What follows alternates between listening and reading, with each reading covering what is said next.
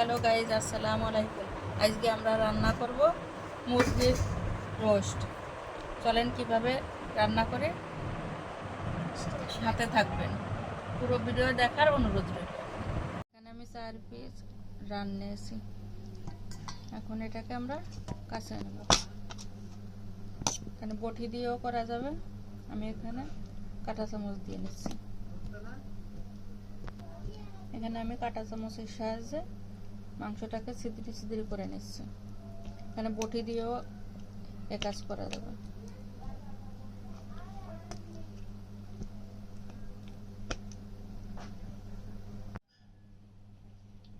আমি পরিমাণ মতো লবণ দিয়ে দেব।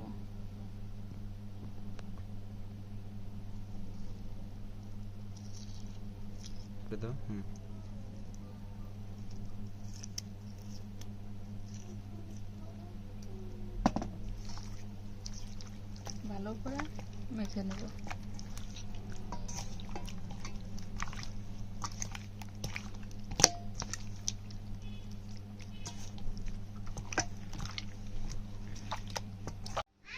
চুলায় একটি কড়াই দিয়ে তার ভিতরে আমি তেল দিয়ে দিয়েছি। তেলটা মেলা গরম করব না, অল্প গরম হলে আমি তার ভিতরে দিয়ে দেবো মেখে রাখা সব পিসগুলা।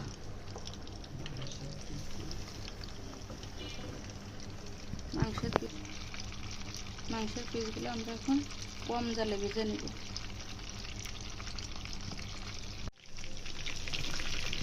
মাংসটা ভাজা হয়ে গেছে, এখন আমরা নামিয়ে নেব।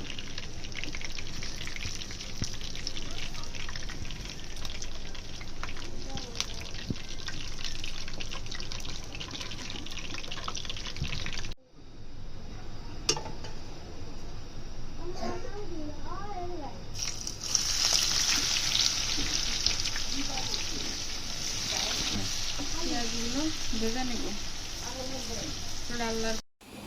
আমি নন স্টিকটা পাল্টিয়ে নিয়েছি, আর একটা নিয়েছি। এখন ওর ভিতরে দিয়ে দেবো আমি 1 চামচ রসুন বাটা, আদা বাটা, 1 চামচ জিরা বাটা, কাঁচা পাকা মরিচ বেটে নিয়েছি, তাই 1 চামচ দিয়ে দেবো। 2টা তেজপাতা, 5-6টা এলাচ, দারচিনি, 1 চামচ দিয়ে দেবো এলাচ গুঁড়া, ধনে গুঁড়া। এতক্ষণ আমার চুলার জালটা অফ ছিল, এখন আমি চুলার জালটা ধরিয়ে দিয়েছি। এখন মশলাটাকে কষিয়ে নেব।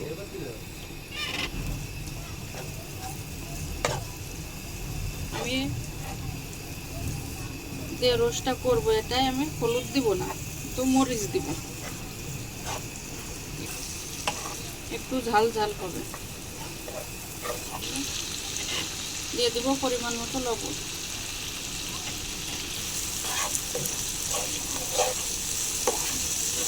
মশলাটাকে আমি ভালো করে কষিয়ে নেব। এখানে আমি দুধটা জাল দিয়ে নিয়েছি। গরম দুধের ভিতর 1 চামচ লেবুর রস দিয়ে আমি টক দই বানিয়ে নেব। এটা ঘরোয়া দই। আমাদের দইটা হয়ে গেছে। আমরা অল্প একটু পানি দিয়ে মশলাটা কষিয়ে নেব, যাতে মশলাটা পুড়ে না যায়। আমরা এখন মাংসটা দিয়ে দিব।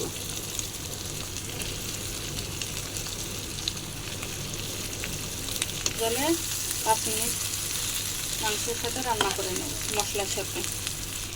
এখন আমরা এর ভিতরে যে দইটা বানিয়ে রেখেছি ওটা দিয়ে দিব।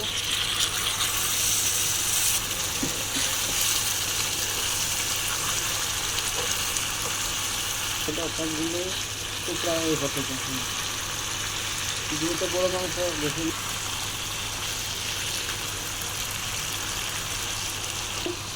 2টা আলু কেটে নিয়েছি, সেটা দিয়ে দিব।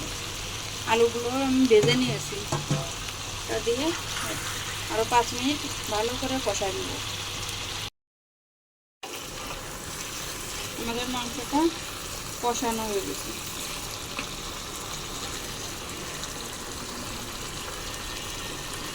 এখন আমি উল্টে দিয়ে দেব। আমি এখন এর ভিতরে অল্প করে একটু পানি দিব,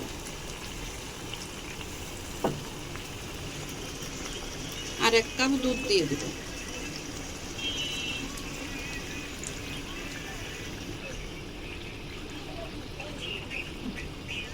এখন আমরা রান্না করে নেব।